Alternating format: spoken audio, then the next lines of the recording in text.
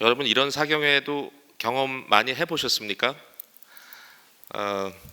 금요일 밤부터 주일 오후까지 사실 말이 안 되는 일인데 성경 한 권을 한 요한복음 전체를 띈다는 것이, 근데 어쨌든 뭐 가보고 있고요.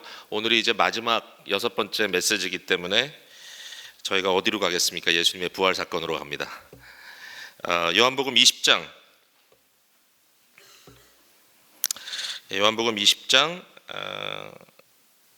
24절부터 29절까지 먼저 우리가 교독한 후에 또 나중에 몇 군데 더 저희가 찾아보도록 그렇게 하겠습니다.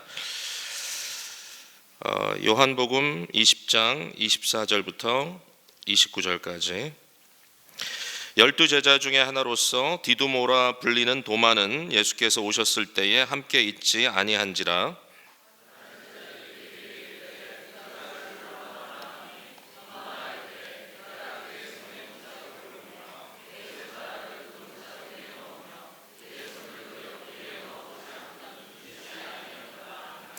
여드레를 지나서 제자들이 다시 집 안에 있을 때에 도마도 함께 있고 문들이 닫혔는데 예수께서 오사 가운데 서서 이르시되 너희에게 평강이 있을지어다 하시고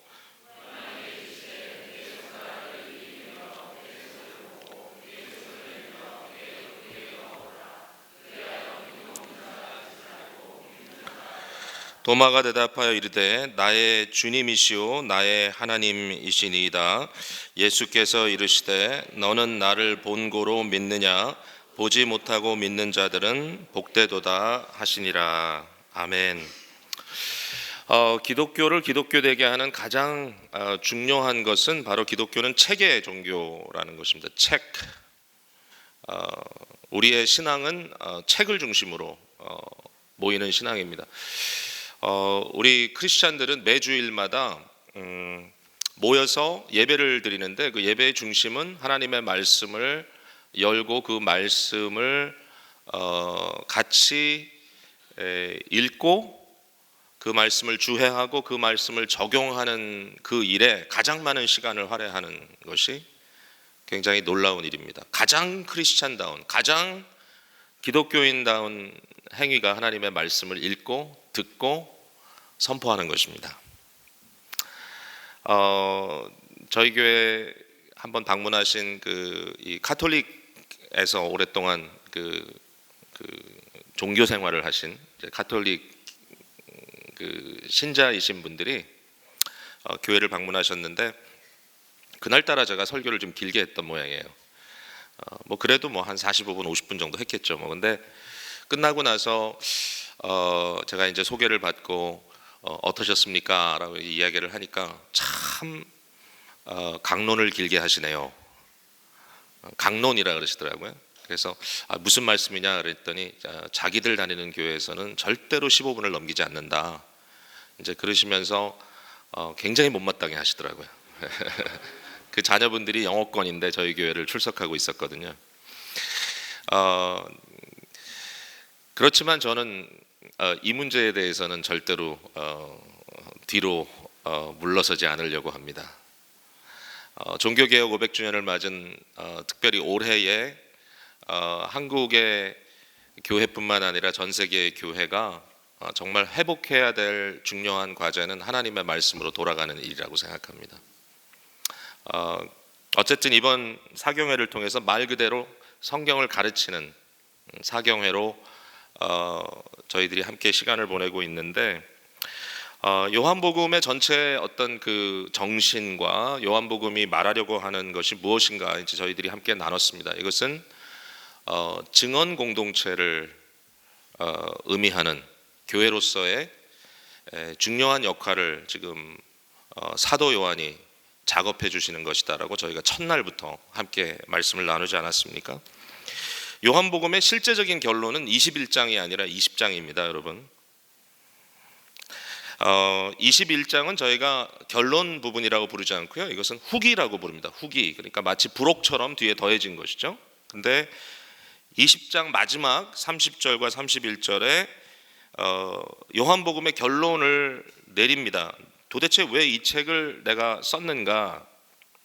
그렇죠? 여러분이 책을 써보신 분도 계실 거고 또 책을 많이 읽으셨을 텐데, 무언가 어떤 논리를 가지고 그 논리를 전개하고 그 논리를 설득력 있게 전하려고 하는 책들은 굉장히 중요한 파트가 뭐냐면은 서론과 결론입니다. 그러니까 여러분들이 책을 읽고는 싶은데 시간이 없으면 서론과 결론을 먼저 읽으시면 됩니다. 대부분의 경우는 서론은 사실상 책이 다 완성된 다음에 맨 마지막에 쓰죠. 그러니까 그런 의미에서 첫날 전했던 이 프롤로그, 그 서론 부분은 사실은 전체의 어떤 그 them을, 주제를 아주 간략하게 시적으로 정리해 준 내용이라고 보면 좋겠고요. 실제적으로 이 흐름 속에 마지막 기록된 이 결론이 바로 30절, 31절. 예수께서 제자들 앞에서 이 책에 기록되지 아니한 다른 표적도 많이 행하셨으나 오직 이것을 기록하면 너희로 예수께서 하나님의 아들 그리스도이심을 믿게 하려 하며 또 너희로 믿고 그 이름을 힘입어 생명을 얻게 하려 함이니라. 여기서 끝나면 사실은 됩니다. 요한복음은 그것이 사실이라면 여러분 어떻게 생각하세요? 요한복음의 마지막을 장식하는 인물이 도마입니다. 도마에 대해서는 항상 뭐 의심 많은 도마라는 어떤 그 좀 오명이 찍혀 있지 않습니까? 그래서 이 사건을 읽을 때 저희는 도마의 의심이 좀 뭔지 몰라도 좀 한심하다, 뭔가 이렇게 좀 부족하다, 이런 의미로 이렇게 항상 우리는 그렇게 생각하지 않았습니까? 그런데 사실상 요한복음의 클라이맥스를 도마를 통해서 찍습니다. 도마의 마지막 고백, 여기에 요한복음은 성패가 달려 있는 거야. 여기까지 가느냐 못 가느냐. 문학적으로도 손색이 없는 요한복음이 전체적으로 흘러가고 있는 방향은 뭐냐면 바로 Who is Jesus? 예수님이 누구신가에 대한 질문을 던지고 그것을 계속해서 발견해 나가는, 요한은 직접 눈으로 목격한 증인으로서 결국 예수가 그리스도가 하나님의 아들이고 그가 곧 하나님이다라고 하는 사실을 말하려고 하는데, 그 절정 부분에서 바로 도마의 입을 통하여 나의 주님이시요 나의 하나님이시니라, 나의 하나님이시니다, 이 나의 하나님이라고 하는 이 말, 여기까지 오기 위하여 요한은 지금 달려왔던 것이잖아요. 처음 그 프롤로그 부분에서 우리 이미 태초에 말씀이 계시고 그 말씀은 하나님과 함께 계시고 그 말씀은 곧 하나님이신데 그 말씀이 육신이 되어 장막지셨다 이 땅 위에. 그러니까 결국 그 서론 부분에서 말하려고 하는 의도는 예수 그리스도가 하나님이 이 땅에 오신 것이다라고 하는 것을 증거하려고 하는 것인데, 사실 그 이후로 넘어가면서 조금씩 계속 텐션이 느껴지죠. 분명히 하고자 하는 말은 분명합니다. 요한은 7번의 I am, 내가 그이다, I am 이라고 하는 선언문을 통하여 예수님이 바로 I am, 야훼, 여호와, 모세에게 주셨던 그 이름이죠. 언약의 이름, 나는 스스로 있는 자니라, 내가 그다. 하나님이라고 하는 존재는 그 세상의 그 다른 어떤 것을 가지고도 증명할 필요가 없는, 우리는 증명을 하기 위해서 우리의 부모가 누구신지, 우리의 고향은 어디인지, 우리는 무엇을 하는 사람인지 증명해야 되죠. 모세가 누구인지를 증명하기 위해서 누가 모세를 보냈는가, 그 말을 해야만 한다고 모세는 생각하죠. 거기에 대해서 하나님께서 말씀하시기를 내가 너를 보냈다. 그러니까 모세가 하는 말이, 그럼 하나님은 누구십니까? 당신의 이름을 무엇라고 할까요? 그때 하나님께서 선언하신 것은 I am, 나는 스스로 있는 자니라. 하나님에 대해서는 스스로 더 이상 거기에 대해서 증명할 필요가 없는, 하나님은 모든 존재의 근원이실 수밖에 없는 그분인데, 바로 그 I am 이라고 하는 말을 예수님은 7번이나 그 이상 말씀하고 계시죠. 중요한 힌트가 하나 있죠. 아브라함에 대해서 이야기하면서 아브라함이 바로 이 순간 내가 이곳에 올 것을 아브라함이 보며 기대하고 그 일을 마음속으로 갈망하며 그가 기뻐했다라는 이야기를 했을 때, 바리새인들이 질문하죠. 네가 나이가 50도 안 됐는데 네가 아브라함을 봤느냐? 그랬더니 예수님께서 말씀하시죠. Before Abraham was, 아브라함이 있기 전에 I am. 거기는 그 시제가 굉장히 중요합니다. I was, 있었다가 아니라 I am. 그 말을 듣자마자 유대인들은 돌을 들어 예수를 치려고 합니다. 왜? 이것은 신격 모독이다. 스스로 하나님이라고 했다. 그러나 요한은 끊임없이 그 일을 그냥 하고 있는 겁니다. 결론적으로 마지막에 나의 하나님이라고 하는 선언을 통해서 마지막 점을 딱 찍는 거죠. 점을 찍는 게 아니라 거의 느낌표도 하나가 아니라 우리가 텍스트 보낼 때 느낌표를 여러 개 찍으면 뭔가 강렬한 감정을 전달하려고 하는 거 아닙니까? 여기에 다다다다다다 My God, 여기에 결론이 내려지는 것입니다. 자, 도마가 사실 요한복음에는 이제 몇 번 언급이 돼요. 적어도 한 3번 정도 이렇게 언급이 되는데 이것도 좀 독특한 일이에요. 도마가 그렇게 하이라이트를 받았던 그런 제자가 아니잖아요. 다른 복음서에서는 도마라는 제자가 있었다 정도이지 그가 이처럼 하이라이트를 받을 수 있는가? 뭐 예를 들면 요한복음 14장 5절에 예수님께서 너희는 마음에 근심하지 말라 하나님을 믿으니 나를 믿으라 내가 너희를 위하여 예비하러 간다 집을 예비하러 간다 이랬을 때 이제 그 길에 대한 이슈가 나오죠. 길. 그때 도마가 하는 말이 그 가시는 길을 우리가 알지 못하는데 그 길을 우리가 어떻게 알고 가겠습니까? 이렇게 이제 질문을 하는 것도 도마가 합니다. 그 도마의 질문에 대한 답으로 내가 곧 길이요 진리요 생명이니 나로 말미암지 않고는 아버지께로 갈 자가 없느니라. 굉장히 중요한 또 하나의 이 I am, 이 I am이라고 하는 선언을 위해서 도마라고 하는 이 제자의 입이 중요한 역할을 하게 됩니다. 또 하나 이제 중요한 부분이 11장 8절인데요. 여기에는 이제 나사로가 죽었다라고 하는 설정 속에 이제 언급이 되고 있습니다. 예수님께서 나사로를 다시 깨우기 위하여 그를 살리기 위하여 베다니로 가자라고 하는 데 대해서 제자들은 굉장한 위협을 느낍니다. 유대인들이 예수님을 죽이려고 하는데 또다시 예루살렘 근처인 베다니로 가시렵니까? 그랬더니 가야 한다.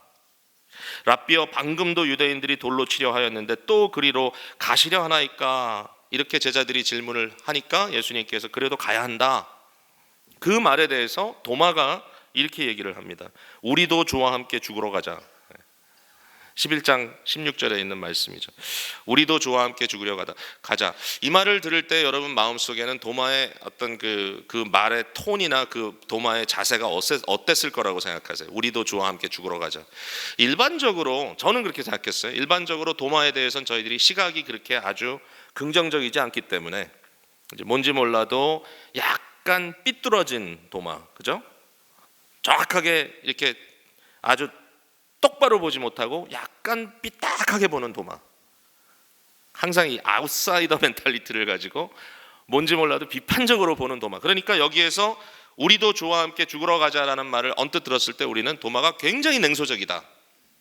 아주 냉소적인 말을 하고 있구나라고 생각을 하게 되는데 제가 여기에 대해서 다시 생각하게 됐어요. 왜 그런가 하면요. 왜 도마가 요한복음에서 이렇게 중요한 위치를 차지할까 생각을 해봤더니 이런 부분이 혹시 있지 않을까? 그건 뭐냐면 요한은요 제자들 중에 가장 오래 살았던 제자이고 사실 요한복음은 신약성경 전체 중에 거의 마지막 부분에 쓰여진 성경입니다. 요한복음은 요한복음을 포함한 27권의 이 신약에 포함되어 있는 글 중에 요한복음이 거의 마지막에 쓰여진 글인데 이때쯤이면 아마도 도마의 인생의 마지막이 어땠는지가 드러났지 않았을까요? 여러분 혹시 아십니까? 아실 거예요. 도마는 그 당시의 어떤 그 기록들에 의하면 도마는 인도로 가서 마지막 순교한 것으로 그렇게 나와 있잖아요.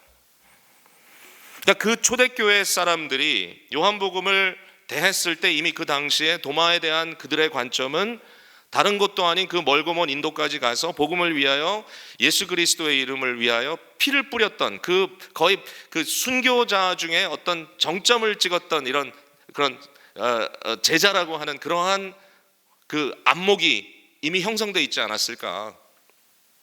만약에 그런 관점에서 우리가 도마의 말을 다시 듣는다면 우리도 주와 함께 죽으러 가자라는 이 말이 그렇게 삐딱하게 안 들리고 갑자기 굉장히 감동적으로 들립니다. 이래서 고려를 해야 되는 거죠. 우리의 시각을 어떨 때는 좀 조정해 봐야 되고요. 정말 이 말 속에 도마의 어떤 그런 충성심이 들어가 있었다면, 우리도 주와 함께 죽는 것이 우리가 갈 길이다라고 생각하고 있었다면 아마 오늘 본문도 우리가 조금 다르게 볼 수 있지 않을까라는 생각이 듭니다. 요한은 도마를 귀히 여겼고 도마의 입을 통하여 예수 그리스도에 대한 가장 파이널, 아주 가장 절정의 클라이맥스의 증거를 하도록 그 위치에 도마를 세웠다면, 여기에 도마에 하는 모든 것들이 그저 하나의 의심, 마지막까지 믿지 못하고 끝까지 뒷걸음치려고 하는 도마의 모습으로 보는 것이 아니라, 여기에 도마가 하는 말들과 그의 마지막 행동들을 통하여 우리는 좀 다른 면모를 볼 수 있지 않을까, 그런 생각이 좀 드는 겁니다. 자, 첫 번째로 도마의 의심이라고 말하는 부분에 대해서 좀 생각을 해봤으면 좋겠습니다. 도마는 의심 많은 도마, 영어 표현에도 Thomas the Doubter 이런 말이 있어요. 그래서 누가 이렇게 의심을 많이 하면 토마스라고 불러요. 그러니까 이름을 불러. 그러니까 그 사람은 의심이 많은 사람. 그러니까 도마는 의심 많은 사람의 아주 대명사가 된 것입니다. 도마가 왜 그렇게 되었을까? 오늘 본문 속에 과연 우리는 무엇을 봐야 될 것인가? 굉장히 섭섭하지 않았을까라는 생각이 듭니다. 도마의 마음 속에. 왜냐하면 예수님께서 부활하신 그때에 제자들에게 자기 모습을 보여주셨는데 그 자리에 도마가 있지 않았던 거예요. 우리가 읽지 않았지만 20장 21절 말씀부터 한번 잠깐 볼게요. 예수께서 또 이르시되 너희에게 평강이 있을지어다. 아버지께서 나를 보내신 것 같이 나도 너희를 보내노라. 이 말씀을 하시고 그들을 향하여 숨을 내쉬며 이르시되 성령을 받으라 그랬어요. 여러분, 사실상 이 말씀은 공간복음에 있어서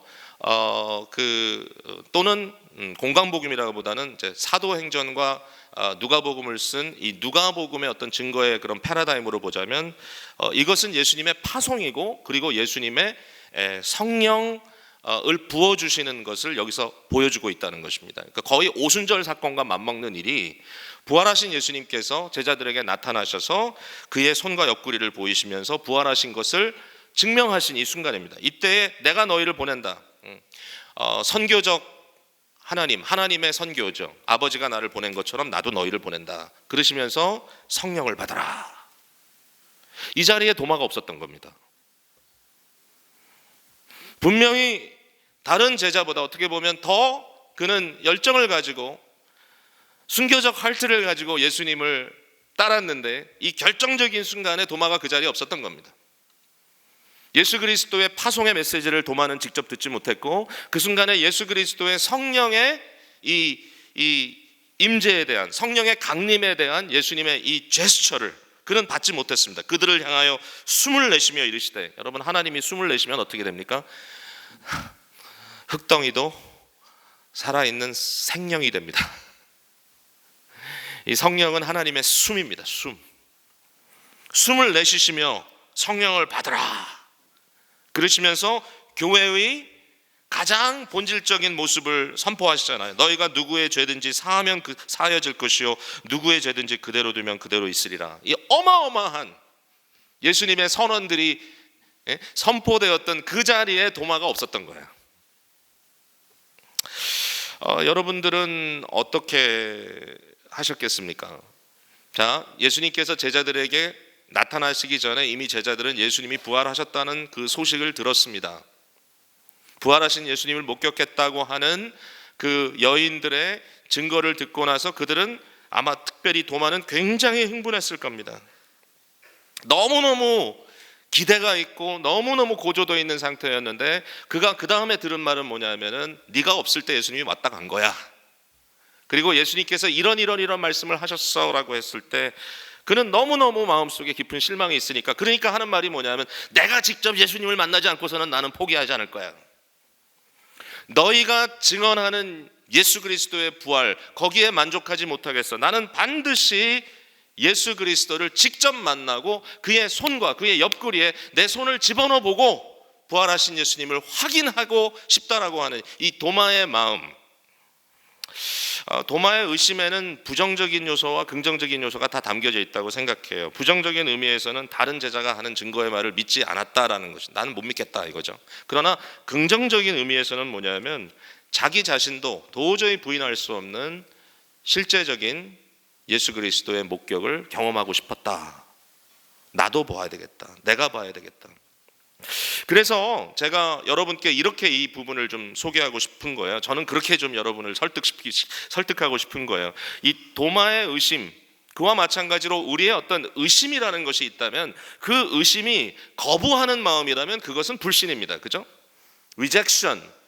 예수님께서 하신 일이나 성경이 우리에게 증거하는 것을 우리가 거부하는 것이라면 그것은 나쁜 의미에서의 의심이지만, 그러나 갈망하는 마음이라면, 정말 체험하고 정말 경험하고 내가 직접 그것을 나의 삶 속에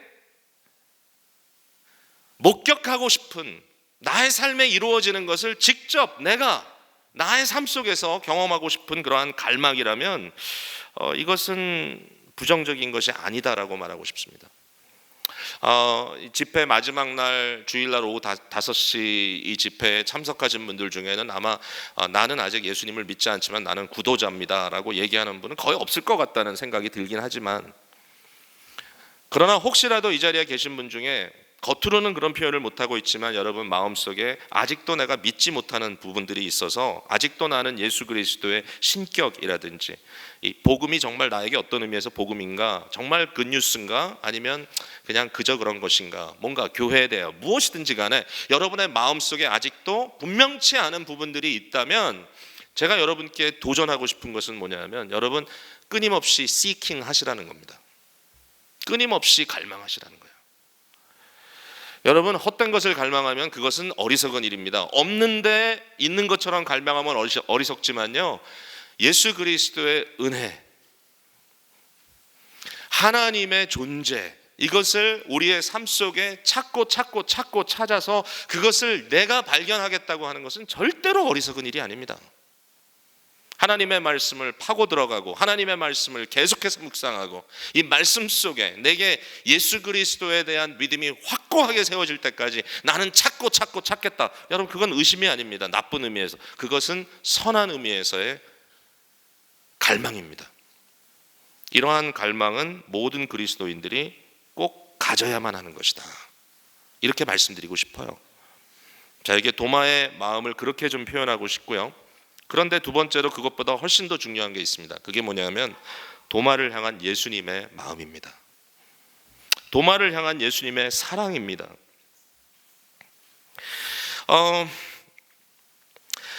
요한복음 21장에 나오는 베드로를 만나시는 이 예수님의 사건, 이것을 아마 예수님의 가장 큰 사랑의 표현이라고 우리는 많이 생각할 거예요. 너무나 잘 아시는 내용이죠. 그것이 이제 하나의 부록처럼 에필로그로 요한복음의 마지막 21장을 이제 장식하고 있는데, 여러분 너무나 잘 아는 거잖아요. 예수님을 3번 부인했던 베드로에게 예수님께서 다시 찾아오셔서 그에게 네가 나를 사랑하느냐, 네가 나를 사랑하느냐, 네가 나를 사랑하느냐 3번이나 반복해서 질문을 합니다.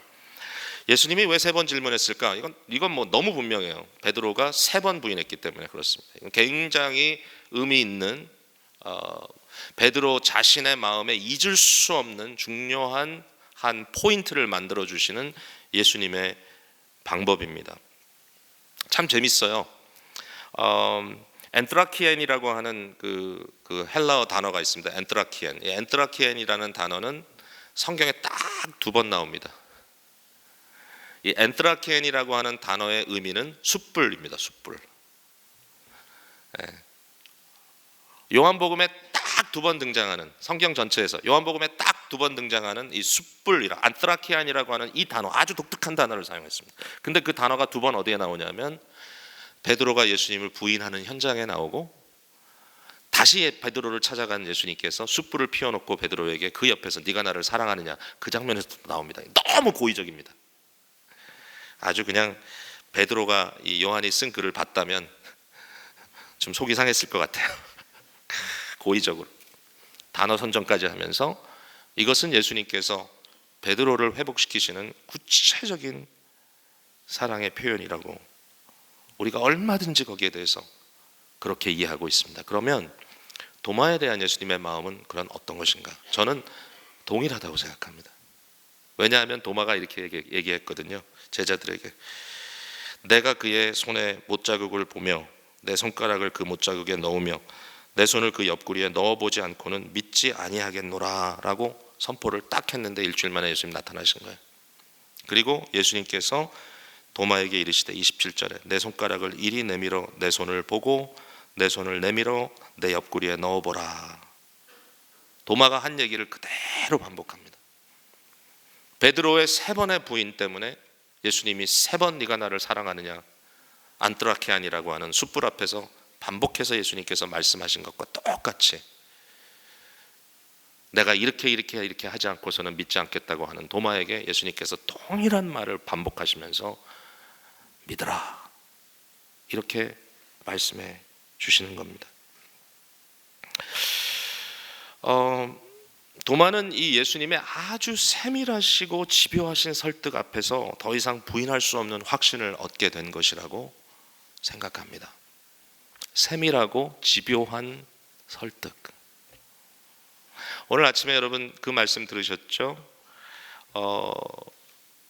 예수님께서 우리를 종속의 관계로 끌고 들어가지 않으시고 우리를 친구라고 부르셨다. 그 말의 의미는 뭐냐면 더 이상 단순히 설명도 하지 않고 무조건 명령하는 예수님이 아니라 이제는 예수님께서 우리를 설득하신다. 하나님의 마음을 설명하신다. 성경 말씀은 단순히 우리에게 do this 이렇게 해, don't do this 이거는 하지 마 이런 말이 아니라 하나님의 마음을 설명해 주시는,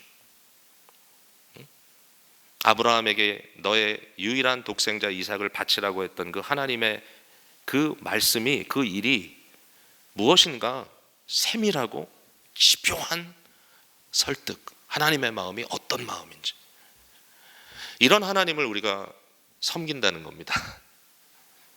도마의 사건을 통해서도 우리는 이러한 하나님의 모습을 발견하고 그 앞에서 저희들은 너무너무 감격합니다.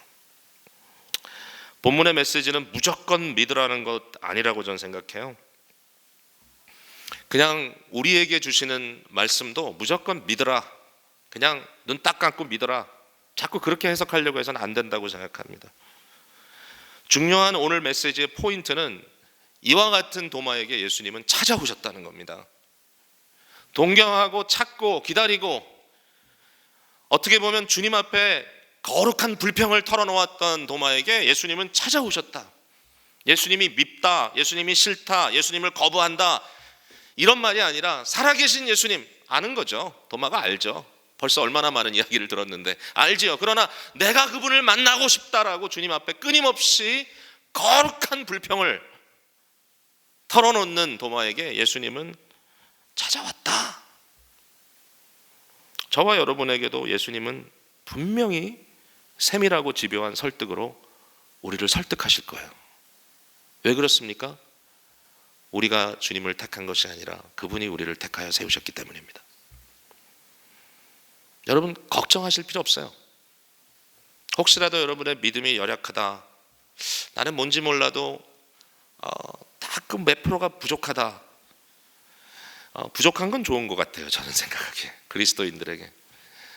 그러나 그러한 상황 속에서도 포기하지 마시고 끊임없이 주님의 은혜를 더 사모하시는 여러분들 되시기를 바랍니다. 이 마음을 주님께서 끝까지 마지막 순간까지 주시기를 바랍니다. 여러분, 사람들이 이 나이가 들고 이제 연세가 드시면서 항상 느낌은 그런 거죠. 과거가 더 좋았고, 과거가 더 나는 힘이 있었고, 그때 더 영광스럽고, 이제 시간이 지나면 지날수록 자꾸만 더 위축되고. 그런데 하나님의 말씀이 우리에게 주시는 중요한 약속은 뭐냐면 주님의 국률은 날마다 새롭다.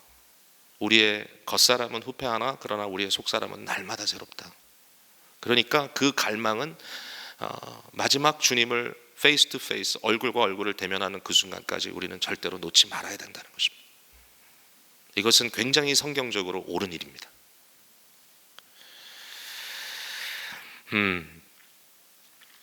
자, 세 번째로 이런 도마에게 예수님께서 나타나셨습니다.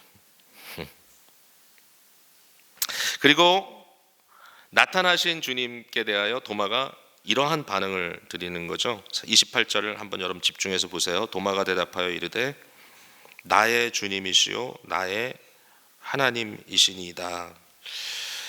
이 말 속에 저희는 좀 강조점을 찾을 수가 있어요. 굉장히 간단한 헬라어 표현이거든요. 호 쿠리오스 무, 쿠리오스는 주님이란 뜻이고 무라는 말은 of me, 나의, the Lord of me. 뭐 다른 얘기 하잖아요. 뭐 당신은 나의 뭐 이렇게 얘기하지 않고 그냥 예수님께서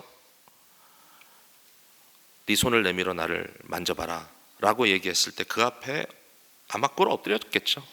그러면서 그냥 선언입니다. 나의 주님. 그리고 그 다음은 호 데우스 무, 나의 하나님. 그거예요. 딱 그거예요. 그것을 이제 우리 성경에는 나의 주님이시오 나의 하나님이시니다 이렇게 풀었어요. 저 같으면 그렇게 번역 안 했을 것 같아요. 그냥 나의 주님, 나의 하나님, 느낌표 따따따따따. 근데 여기에 강조되는 것은 이제 주님, 쿠리오스라는 말도 물론 이제 그 하나님이라는 말에 굉장히 접근한 말이죠. 왜냐하면은 유대인들은 구약에 나오는 야훼, 여호와라고 하는 그 단어가 구약에 등장할 때마다 야훼라고 읽지 않았죠. 아도나이라고 읽었죠. 주라고 읽었죠. 왜냐하면 하나님의 이름을 망령 때 읽었지 않아야 된다고 하는 그런 것 때문에 하나님의 이름인 이 야훼라는 말은 그들의 입 밖에 내지 못했던 거죠. 그래서 야훼를 볼 때마다 주님이라고 그냥 그걸 바꿔서 읽었던 거죠. 그래서 나의 주님이라고 하는 말을 했을 때 이미 거기에는 예수 그리스도에 대한 신격적 고백 이것이 있는 것이지만 그러나 노골적으로 나의 주님뿐만 아니라 나의 하나님이라고 아주 단호하게 고백합니다. 내가 욕을 먹는 한이 있더라도 이 말은 해야 되겠다. My God.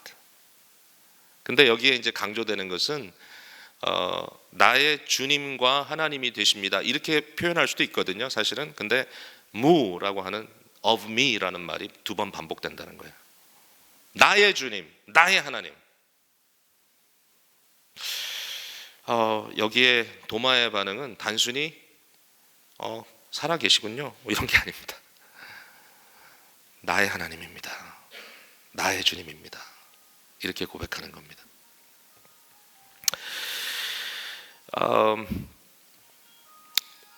결정적인 순간에 항상 이런 소리가 들리더라고요. 저는 제가 말씀드렸죠. 결정적인 순간에 굉장히 중요한 순간이에요. 지금 클라이맥스까지 갔는데 딱 이 순간에 이런 일이 벌어지는 거죠. 괜찮아요. 저는 익숙해요.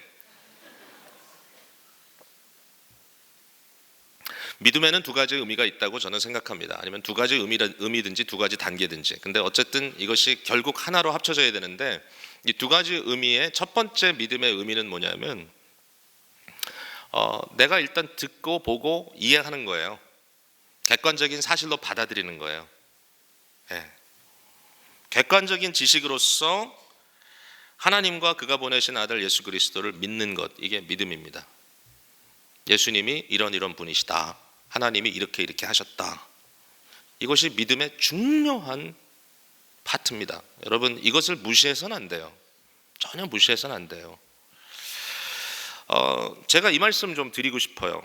자, 성경을 읽는 거니까 우리가 자 요한복음 20장 지금 맨 앞으로 한번 여러분 가보세요.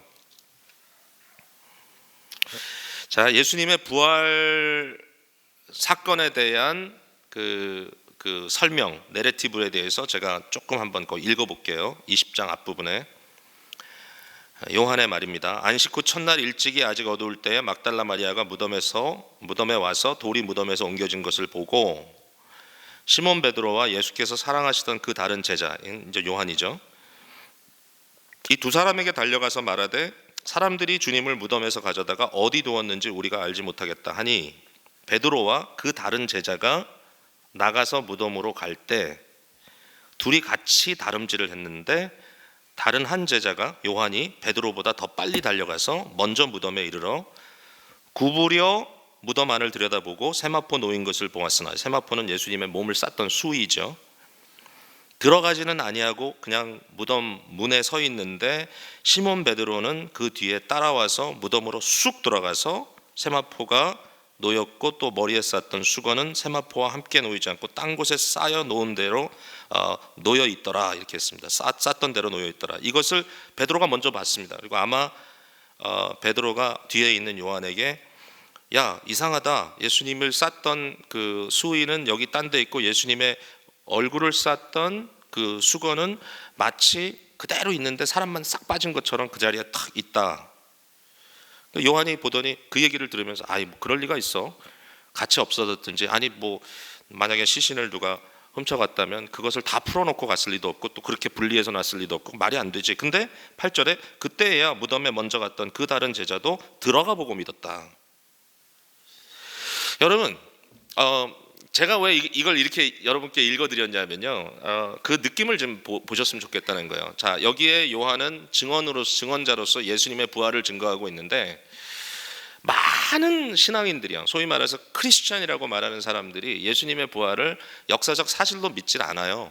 하나의 신화적 그런 스토리로 믿습니다. 그러니까 신화라는 것을 그러므로 아무 의미가 없다라고 생각하지는 않죠, 그런 분들이. 왜냐하면 신화에도 파워가 있는 거죠. 어떤 마치 단군 신화든지 어떤 신화를 통하여 그 사람들이 무언가 그것을 통한 느낌이 있으니까 그것이 사실인지 사실이 아닌지는 별 의미가 없고, 하나의 스토리로서 그 공동체를 묶어주는 스토리로서 부활이라고 하는 것은 하나의 신화적인 의미를 갖고 있다, 이렇게 얘기합니다. 좀 어려운 말인가요? 근데 중요한 포인트는 뭐냐면 많은 그리스도인, 소위 크리스찬이라고 하는 사람들이 부활을 사실로 믿질 않아요. 예수님의 부활은 영적인 부활이라든지 예수님의 사상이 제자들을 통하여 다시 일어났다든지 이런 식으로 해석을 하려고 하지, 정말 예수님이 팩트, 사실적으로 부활했다는 것을 잘 받아들이려고 안 하는 분들이 생각으로 많아요. 생각으로 많단 말이에요. 그런데 과연 우리에게 증거해 주시는 하나님의 말씀이 그럴 여지를 두고 있는가, 이거죠. 제가 C.S. 루이스 얘기를 조금 했습니다만은 한 번 더 얘기할게요. C.S. 루이스라고 하는 그 영문학자죠. 이분은 신학자가 아니고 영문학자인데, 그분은 신화라는 것에 대한 의미를 긍정적으로 풀긴 했어요. 그런데 복음서에 와서는 지금 읽은 것 같은 이런 요한 복음, 이런 제가 지금 읽어드린 이 내용을 가지고는 이것이 신화다라고 얘기하는 신학자들을 너무 말도 안 된다고 얘기했어요. 어떻게 이게 신화냐? 네가 1세기의 신화를 읽어봤어? 그렇게 물어봅니다. 루이스가 한 글을 썼는데 그 글의 제목은 뭐냐면은 Fern Seed and the Elephant, 그러니까 화초씨와 코끼리라는 제목이에요. 재미있는 얘기죠. 그러니까 그게 무슨 얘기인가 하면, 너희는 화초씨 같이 정말 작은 것을 들여다볼 수 있다고 생각하면, 이야기하면서 네 눈앞에 있는 코끼리는 보지 못하는구나. 그들이 신화라고 말하는 복음서의 이 내용을 그들은 이렇게 얘기하는 거죠. 자기 유명한 신학자들은 이 글씨와 글씨 사이에 있는 의미를 나는 읽고 있다라고 얘기하지만, 그러나 그 글자 자체가 말하고 있는 그 문자적 그 의미, 지금 저자가 무슨 말을 하려고 하는지에 대해서는 눈을 감고 있다. 아주 통쾌하죠. 그 말을 하면서 나는 고대 신화에 심취한 사람이다. 학자니까요. 신화를 너무 많이 알아요. 근데 그가 하는 말이 복음서를 아무리 읽어봐도 1세기 다큐멘터리로서 신화적인 요소가 없다라는 거죠. 그러니까 신화를 쓰는 것처럼 쓰지 않았다는 거예요. 이것은 아이위트니스 어카운트다라고 얘기합니다. 참 놀라운 일이에요. 문학학자가 그렇게 얘기를 한다는 게 무식한 게 아니에요. 근데 제가 그 말을 여러분께 드리려고 하는 거예요. 좀 전에 우리가 봤죠. 여기에서 요한이 이렇게 기록하고 있는 이것이 과연 무슨 의미가 있느냐는 거예요. 여러분, 도대체 예수님이 부활했다는 사건을 선포하기 위해요, 요한이 자기가 베드로보다 달리기를 더 빨리 했다는 말을 왜 기록해야 되냐는 거예요, 여기에 도대체. 네? 그리고 먼저 갔는데 나는 문 앞에 서서 들어가지 않았는데 베드로는 나중에 먼저 들어갔고 그가 이런 이야기를 했고 나중에도 내가 들어가서 믿었다. 도대체 이러한 아주 디테일한 그 당시에 있었던 상황에 대해서 필요 이상으로 아주 세부적인 내용까지도 담아서 생생하게 기록해 줄 이유가 뭐가 있느냐? 그 의도는 뭐냐면, 이렇게 보나 저렇게 보나 그 의도는 내가 팩트로 봤다라는 거잖아요. 이거는 그 당시의 정황을 사실적으로 설명하는 거잖아요. 지금 소설을 쓰고 있는 게 아니잖아요. 사실적으로, 그러니까 필요 없는, 우리가 사실 그 이야기를 하기 위해서 이러한 디테일을 쓰지 않아도 됨에도 불구하고 요한은 이 귀한 책, 나중에도 얘기했지만 예수님의 표적을 만약에 내가 다 기록했다면 이 세상 이 전체라도 그 기록한 책을 두기에는 부족하다라고 얘기했던 그 요한이 불필요했다면 쓰지 않았겠죠. 그러나 여기에 이렇게 쓴 이유가 뭐냐면 예수님의 부활은 팩트다, 이것은 사실이다, 이것을 말하려고 하는 것이고, 왜 하필이면 그가 내가 가서 빈 무덤을 봤다고 얘기하지 않고 그때 나는 시몬 베드로와 내가 둘이 갔다라고 얘기했을까? 그 이유도 똑같습니다. 2명 이상의 증인이 필요한 겁니다. 자, 그 다음에 9절, 20장 9절에 그들은 성경에 그가 죽은 가운데 다시 살아나야 하리라 하신 말씀을 아직 알지 못하더라. 도대체 이 얘기를 왜 여기다 박아야 되냐 이거죠. 그 이유는 뭐냐면 그 당시에 요한과 베드로가 둘이 증인이 되려고 간 것이 아니라 그저 뭔지 모르고 혼돈 가운데 그 자리에 갔고, 그 갔던 정황은 이렇게 자세하게 기록되어 있는데 많은 사람들이 이야기하기를 제자들이 예수 그리스도의 부활을 나름대로 미리 계산하고, 그러니까 부활을 했다라는 그거보다도 어떤 그런 데 대한 정황을 만들려고 그들이 꾸몄다라고 하는 말이 보편적으로 흘러나와 있기 때문에 거기에 대해서 하는 말이 뭐냐면 우리는 이 일에 대해서 상상도 하지 못했다는 거죠. 전혀 예측하거나 상상하지 못했던 일이 벌어진 것이지 절대로 우리가 꾸며낸 것이 아니다, 이 말을 하기 위해서 예수 그리스도의 부활 사건을 기록하고 있는 20장 이 앞부분의 내용은 이처럼 이렇게 기록이 되어 있다는 것입니다. 굉장히 문학적인 그러한 스킬이, 아주 그 실력이 뛰어난 이 요한이 이 부분에 대해서만은 정말 다른 것과 구별될 정도로 아주 팩트로 이렇게 기록하고 있다는 것입니다. 예수님의 부활은 사실이다. 여러분, 이거 믿어집니까? 아멘입니까? 예, 이럴 때는 좀 크게 아멘해도 될 것 같은데 여전히 여러분들은 자기의 페이스를 고수하시는, 역시 고수들입니다. 제가 뭐 이번에 와서 느끼는 거지만 뭐 상관없어요. 마음이 중요한 거니까. 하나님은 중심을 보시죠. 다 들려요, 하나님은.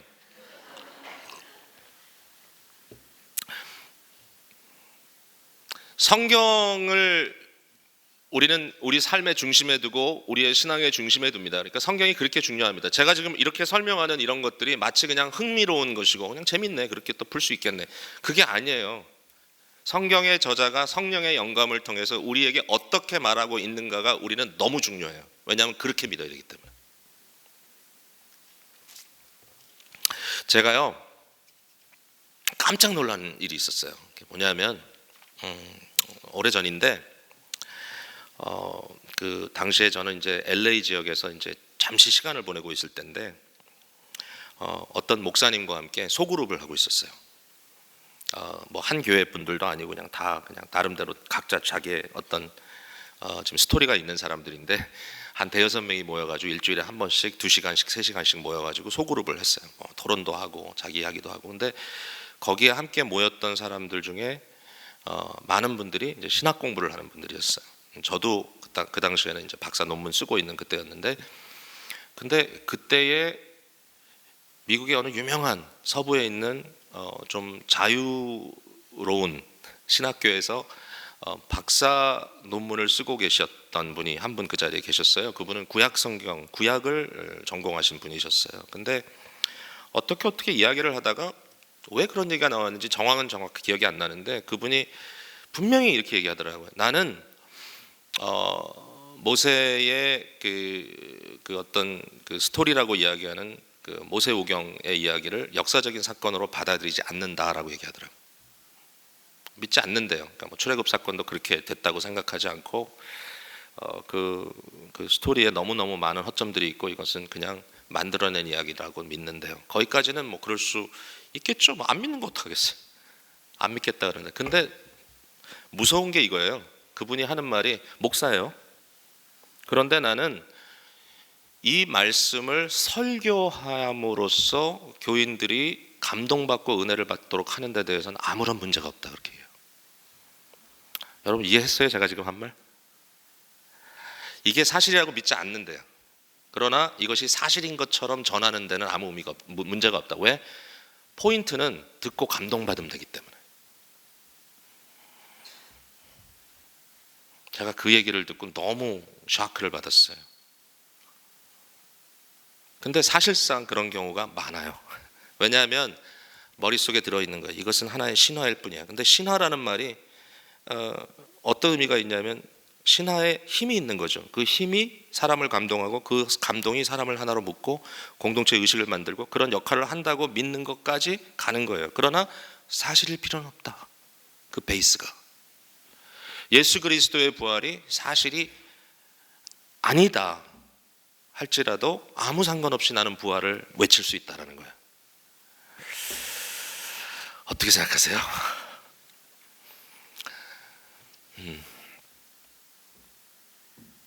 그런 상황이 한두 군데 벌어지는 게 아닙니다, 지금. 자, 그런 의미에서 그런 것들을 우리가 경계하고 극복해야 된다는 거. 우리는 그냥 아무거나 믿는 게 아니에요. 아무거나 믿는 거 아니에요, 여러분. 이 교회는 어떤지 모르겠어요. 제가 이런 얘기를 했을 때 여러분 중에 시험 드는 분이 계실지 모르겠지만 저는 창세기 1장이 창조과학을 가르치지 않는다고 저는 생각해요. 저는 그래요.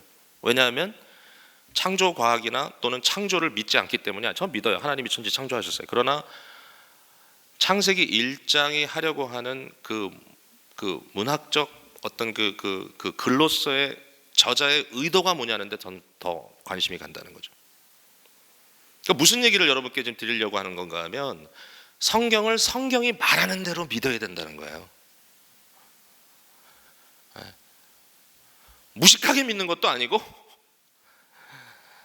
자기 원하는 대로 믿는 것도 아니고 하나님의 말씀이 어떻게 증거하고 있느냐에 관심을 갖고 거기에 목숨을 거는 사람들이 그리스도인들이에요.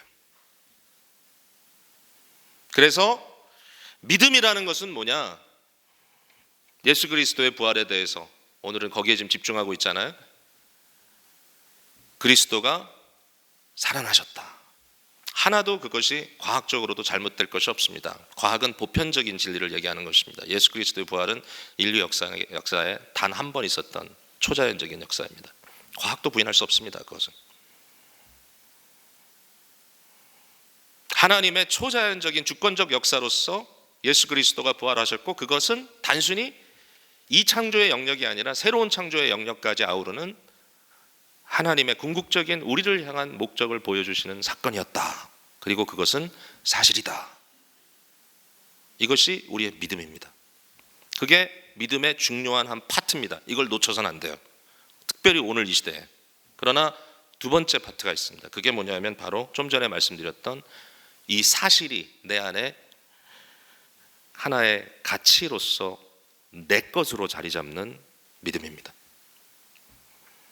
예수님이 주님이다, 예수님이 하나님이다라고 고백하는 게 아니라 of me, 나의 주님, 나의 하나님. 내가 과연 믿는 것이 무엇인가? 단순히 단순히 believe가 아니라 trust. 내가 의지하는 것이 무엇인가? 내 인생에 유일하게 내가 믿고 따르고 의지하는 것이 무엇인가? 이 세상의 모든 것이 나를 배반한다 할지라도, 모든 것이 나로부터 없어진다 할지라도 마지막 나의 숨을 거두는 그 마지막 모든 것을 다 렛고 하는 순간에 나의 사랑하는 가족들도 결국은 그 순간에 놔줘야 되는 그 순간에 내가 그 순간에도 놓지 못하고 끝까지 붙들고 가야 될 그 가치가 무엇인가? 우리의 주님이시오, 우리의 하나님이신 예수 그리스도라는 것이죠. 여러분 누구를 가장 의지하십니까?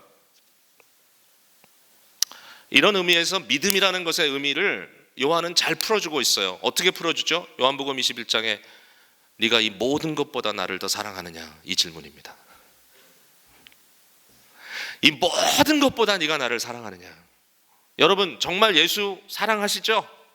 근데 어떨 때는요 너무 바빠요. 우리가 교회 생활하면서 바쁘고 섬기면서 바쁘고 뭐 사람 섬긴다고 바쁘고 다 귀한 일이에요. 그러나 어떨 때는 자꾸 정비해야 돼요. 우리 스스로를 보면서 과연 내가 왜 이렇게 하고 있지? 어떨 때는요 그것이 자기 도취가 되고 자기를 자꾸 이렇게 칭찬하는 게 되고 뭔지 몰라도 결국은 내 일이 되고 그러므로 나의 어떤 reputation, 나에 대한 어떤 가치 증명 이런 것이 되기 때문에 결국은 내 일을 신뢰하게 되고 내 능력을 신뢰하게 되고 내 주위에 있는 사람들을 신뢰하게 되고 내 목원들을 신뢰하게 되고 또는 목자를 신뢰하게 되고 뭐 이런 나름대로 신뢰를 해야지. 어느 정도 인간으로서 우리가 사랑하고 돌봐줘야 되지만 중요한 건 뭐냐면 결국은 예수 그리스도다.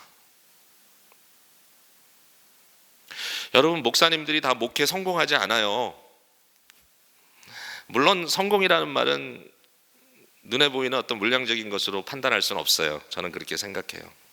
네, 저희 교회 처음 개척했을 때 뭐 이 교회는 7년 만에 뭐 어마어마한 교회가 됐는데 저희는 뭐 그런 교회는 아니니까 정말 30명이 모이는 게 너무 힘든 거예요.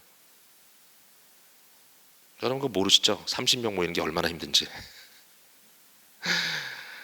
그 저를 아끼고 사랑하는 분들이 주위에 계셨던 것 같아요. 그때도 이미. 그래서 이제 그분들이 교회에 이제 와서 멤버가 되지는 않는데 격려한다고 이제 오후에 예배를 드리니까 오셔가지고는 예배 끝나고 나갈 때마다 제 손을 잡으면서 굉장히 안타까운 듯이 항상 이런 얘기, 목사님 꼭 성공하실 겁니다. 힘내세요. 그래서 이제 가는 거예요. 처음에는 그냥 인사치레로 그런 줄 알고 그냥 지나쳤는데 이제 올 때마다 그런 이야기를 하니까 이제 마음이 너무 안 좋아가지고 제가 괘씸하더라고요. 그러면 있든지 있지도 않으면서 성공하실 겁니다.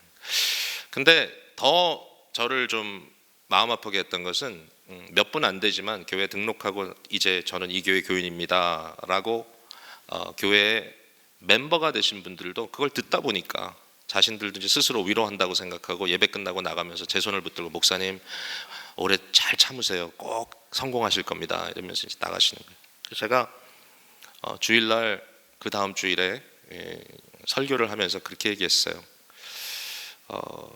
여러분, 예배의 성공이라는 것은 사람의 많고 적음에 있지 않습니다. 30명으로 성공하는 교회가 있고 30명으로 실패하는 교회가 있고요. 3,000명으로 성공하는 교회가 있고 3,000명으로 실패하는 교회가 있습니다.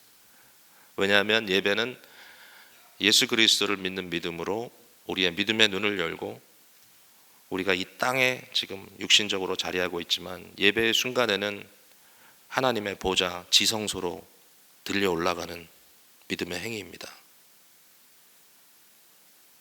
24장로가 둘러서 있고 둘러 앉아 있고 온 피조 세계가 함께 하나님 앞에 무릎 꿇고 경배하는 그 영광스러운 현장에 우리 지금 들어가 있는 거예요.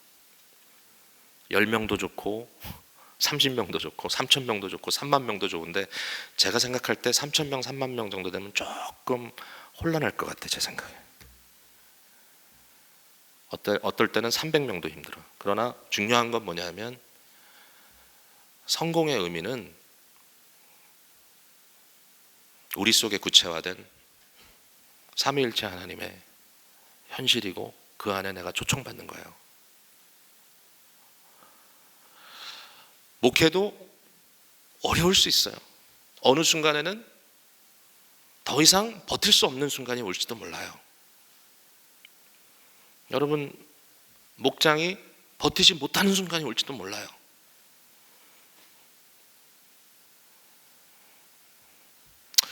혹시 목자님들 중에 사실은 모이지도 못하는데 숫자만 보고하는 분 혹시 계시지 않아요? 체면 때문에? 저희도 소그룹이 있는데요. 또 이 얘기 녹음돼서 가면 안 되는데. 특별히 교회 중직자들 맡으신 분들이 잘 모이죠? 그럼 네, 잘하고 있습니다. 모이지도 않아요. 근데 차마 실패했다는 얘기를 못해. 왜냐하면 거기에 자기의 모든 것이 달려있다고 생각하기 때문에. 여러분, 다른 거 다 없어져도 나의 주님, 나의 하나님이 계시면 됩니다. 그게 우리의 신앙의 전부이죠. 그게 없으면 어떻게 이 교회에서 그토록 경험하고 또 존경하는 순교적 신앙이 이루어질 수 있겠습니까, 여러분? 어쩌다가 순교하는 거예요? 물론 그럴 수도 있죠. 그러나 모든 것을 던질 수 있는 믿음의 근거는 나의 주여, 나의 하나님이시니이다라고 하는 그 고백입니다. 말씀을 이제 맺을게요. 이제 마지막 여러분께 드리는 도전인데요. 그럼 우리의 반응은 어때야 되느냐라는 거죠. 여러분은 어떠세요? 한번 냉철하게 따져보자고요. 냉철하게. 우리도 도마와 비슷한 위치에 있습니다. 도마가 예수님 만나기 전에요. 부활하신 예수님 만나기 전에. 도마는 예수님이 부활했다고 하는 사실을 다른 제자들의 증언을 통해서 들었죠. 직접 예수님을 목격하지 못했죠. 육체적으로. 우리도 그렇잖아요. 이 자리에 육체적으로 예수님 만난 분 계세요? 혹시 뭐 꿈에서, 환상에서 그런 얘기는 하고 다니지 마세요. 그냥 본인만 갖고 계세요. 뭐 그런 이야기 하는 목사님들 앞에 자꾸 서셔서 얘기하시면 좀 여러분 좀 조심하세요. 우리는 보편적으로 예수 그리스도를 육체적으로 만나지 못했습니다. 그게 정상입니다. 정상. 그러니까 우리가 도마와 똑같은 위치에 있어요. 그러면 우리가 과연 어떻게 믿음 생활을 해야 될 것인가? 내가 내 손을 그의 손 못자국을 보며 내 손가락을 그 못자국에 넣으며 내 손을 그 옆구리에 넣어보지 않고는 믿지 아니하겠다. 이렇게 해야 될까요? 그럴 수 없잖아요. 그런데 예수님께서 재밌는 말씀을 하셨어요. 29절에 예수께서 이르시되 너는 나를 본고로 믿느냐 보지 못하고 믿는 자들은 복되도다 하시니라. 이 말씀은 분명히 저와 여러분을 위해서 하신 말씀이에요. 그런데 이 말씀이 여러분에게 어떻게 들립니까? 지금 어떤 의미로 들리냐고요? 이 말씀이. 자, 도마도 결국은 예수님을 육체적으로 봤기 때문에 믿었는데 너희는 보지도 않았는데 믿는구나. 참 기특하다. 그거 어떻게 믿니? 이렇게 들리세요? 응? 너는 나를 본고로 믿느냐? 보지 못하고 믿는 자들은 복되다. 여러분, 저는 여기에 이 말씀이 우리들을 기특하다고 하시는 말씀이 아니라고 저는 생각합니다. 우리가 믿는 믿음의 그 강도가 오늘날 이 종말의 현장에서 그리스도가 이미 구속의 사건을 완성하시고 부활하셨지만 아직도 승천하기 이전에, 성령의 강림 이전에 부활하신 예수님을 육체적으로 만났던 도마 정도가 아니라 이미 부활 승천하신 그리스도, 그리고 예수님이 영광 받으신 것을 확증하는 성령의 강림이 이루어진 오늘 이 시대, 지금 이 시대를 살고 있는 우리들에게 너 나 보지도 못하고 믿네? 참 기특하네? 라고 하는 말씀이 저는 아니라고 생각해요. 이것은 여기에 복되도다라는 말이 굉장히 중요합니다. You are blessed. 이렇게 하면 복 받을 거야, 이렇게 들리죠 여러분? 그 말 아니에요. 이 자체가 블레싱이에요. 복이에요. 복이라는 말은 은혜라는 말과 동일해요. 의미가. 복 있는 사람은 어떤 사람이라고요? 시편 1편에 다 외우실 수 있어요? 복 있는 사람은 악인의 꾀를 쫓지 아니하고, 여러분 다 아시니까 됐어요. 제가 하다가 틀릴 것 같아요. 지금 머릿속에 갑자기 고민이 생겼어요. 근데 그 말을 이렇게 들으면 꼭 우린 거꾸로 읽어요. 악인의 꾀를 쫓지 아니하고 오만한 자의 자리에 앉지 아니하고, 그 다음에 뭐죠? 잘 안 들려요 여러분 소리가. 어쨌든 이런 식으로 하면 내가 복을 받는다 이렇게 생각해요. 그 말이. 근데 그게 아니에요. 그 말은 뭐냐면 복 받은 사람이, 아니 복된 사람이, 은혜 받은 사람이 이렇게 한다. 먼저 복을 받은 거예요. 은혜를 받은 거예요. 그러니까 예수님께서 하시는 이 말씀에 우리가 집중해야 될 것은 뭐냐면, 오늘날 저와 여러분이 예수 그리스도를 믿는 그 자체가 얼마나 어메이징한 복인가 이거죠. 우리는 복 받은 사람입니다. 은혜 받은 사람입니다. 어떤 의미에서? 우리는 도마보다도 더 복 받은 자리에 있습니다. 왜? 저는 두 가지로 여러분께 말씀드릴게요. 하나는 성경이 하나님 말씀으로 예수 그리스도에 대한 증거로 완성된 시대에 우리는 살고 있습니다.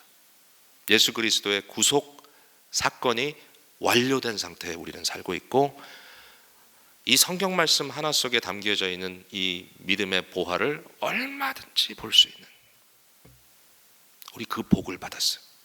우리는 그리스도를 말씀을 통해 만나요. 우리는 그렇게 복된 사람들이에요. 저희 교회에서도 요새 젊은 사람들은 성경책 안 들고 다녀요. 저희는 적어도 제가 목회를 하는 이상 죽어도 성경 구절은 안 띄워줘요. 네가 이기나 내가 이기나 보자. 성경 들고 오라.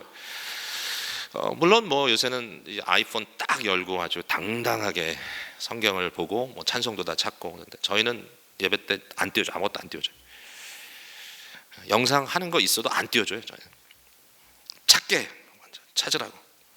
정말 어떤 사람은 죽어도 안 해. 성경 신약 성경 184페이지입니다. 그러면서 막 다른 사람은 막 찾는데 어떤 사람이 이러고 있어. 끝까지 이러고 있어. 그래도 저는 찾으라 그래요. 왜냐하면 이 성경이 우리의 말로 우리의 손에 들려주기까지 얼마나 많은 피를 흘렸는지 모른다는 거예요. 종교개혁 500주년에 우리가 꼭 붙들어야 될 것은 솔라 스크립투라입니다. 오직 성경. 이 성경이 우리의 말로 우리에게 들려주고 우리가 언제든지 듣고 연구하고 공부하고 외우고 묵상할 수 있게 된 것은 자동적으로 된 게 아니에요. 수많은 사람들의 피와 수많은 사람들의 생명이 들여진 거예요. 근데 우리 이거 갖고 있어요. 우리는 상상력을 동원할 필요가 없어요. 이 부분에 대해서는 창세기 1장에서부터 요한계시록 마지막까지 하나님께서 무슨 속내를 가지고 우리에게 이렇게 하셨는지가 다 기록되어 있어요. 여기에 기록되지 않은 것은 우리가 알 필요가 없는 거예요. 하나님의 신비의 영역이에요. 그건. 이 말씀을 갖고 있는 사람들이기 때문에 우리는 복된 자들이에요. 우리는 도마보다 복돼요. 그런 면에서 도마 시대는 구약밖에 없었어요. 그리고 또 하나는 성령의 강림 이후에 오늘 하루 종일 아침부터 강조하는 얘기지만 우리 중심부에 성령께서 내재하시고 계시다는 것이 복입니다. 밖에 계신 그리스도를 내가 보고 만지는 것보다 내 속에 성령으로 들어오신 예수 그리스도를 모시고 살아가는 것이 훨씬 더 위대한 일입니다. 그거 어떻게 아는지 아세요? 제가 구 언약과 옛 언약과 새 언약의 차이를 여러분 아십니까? 에스겔도 그 얘기를 했고 예레미야도 그 얘기를 했죠. 옛 언약이 돌비에 새겨져 있어요. 돌에 육체적으로 물질적으로 새겨져 있어요. 그러나 새 언약은 우리의 마음 비에 새겨져 있어요. 신비에. 내가 이것을 네 마음에 새기겠다. 더 이상 누가 너를 가르치지 않아도 될 정도로 하나님의 말씀을 네 속에 집어넣겠다. 여러분, 예수 그리스도가 밖에 계신 것도 위대한 일이지만 그리스도에 대한 온전한 설명을 들은 우리들에게 육적인 것보다 훨씬 더 구체적인 영적인 예수 그리스도의 내재하심이 성령으로 우리 가운데 지금 이 순간에도 역사하고 계시기 때문에 우리는 얘기할 수 있습니다. 우리가 복된 자들이다. 그래서 이것은 이루 말할 수 없이 영광스러운 일이에요. 예수 그리스도를 알고 그리스도를 믿고 그리스도를 예배하고 그리스도 안에 삼위일체 하나님의 공동체 속에 들어가고 초청받고 하나님의 본질적인 사랑의 의미를 나의 삶 속에 누리고 내게 허락하신 공동체 속에 그 사랑을 실현하고 여러분 이런 삶이 있습니다. 세상은 알지 못합니다. 그러나 우리는 알아요.